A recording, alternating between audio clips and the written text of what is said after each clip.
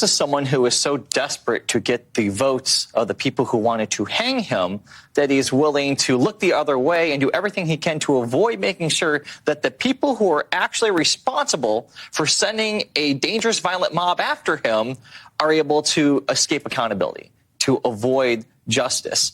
And it just says everything you need to know about Mike Pence. I mean, this is a guy who's vice president of the United States. You would think that your first and foremost priority is to uphold democracy, to defend democracy. It shouldn't take a subpoena to get you to talk about what happened.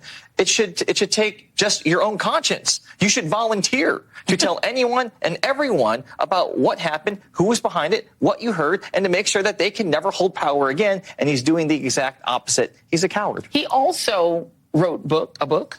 He appeared in documentaries. We have VO of one we could play if we wanted. We're not going to play the soundbite right now. I think there's VO of it. He has written articles.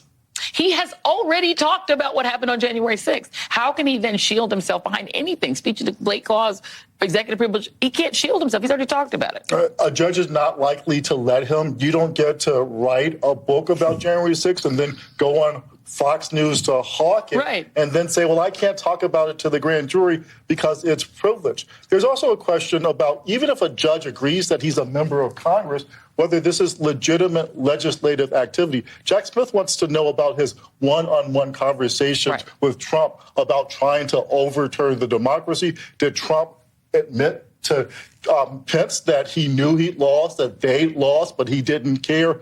That's not legitimate legislative activity. And then I think the other piece for him is that the political reasoning doesn't make any sense, right? He actually isn't going to get the people who wanted to hang him to vote for him. That's just they're highly unlikely, right? Once you get to the point where you're willing to hang someone, you're probably never going to vote for them for anything ever again. And so it's this ridiculous fantasy that Pence has that he can somehow convince any of these people to support him for political office. It's never going to happen. I want to pivot really quick because I do want to talk about Dianne Feinstein for just a second. You're from California. She seems to be someone pulling back on it, but it looks like she's not going to run. There's going to be a real food fight in California right over this seat. Yeah, I mean, for so long in my lifetime, certainly, it was always Feinstein and Boxer. And so anytime that you have an open Senate seat in the state of California, it's going to attract a tremendous amount of attention.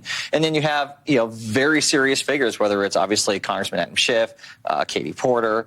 There are other people Barbara Lee. There are other people who are looking at it. The governor there did say he would appoint a black woman because Kamala Harris was the only black woman in the Senate. I mean, and this is the question, for a lot of these like, will you step down and allow someone to succeed you, or will you actually fill out your term and then just have it be an open seat? I think that's a question she's going to have to answer, and that will speak to a lot of what kind of legacy she wants to leave behind too. Yeah, it's going to be weird. Politics is weird.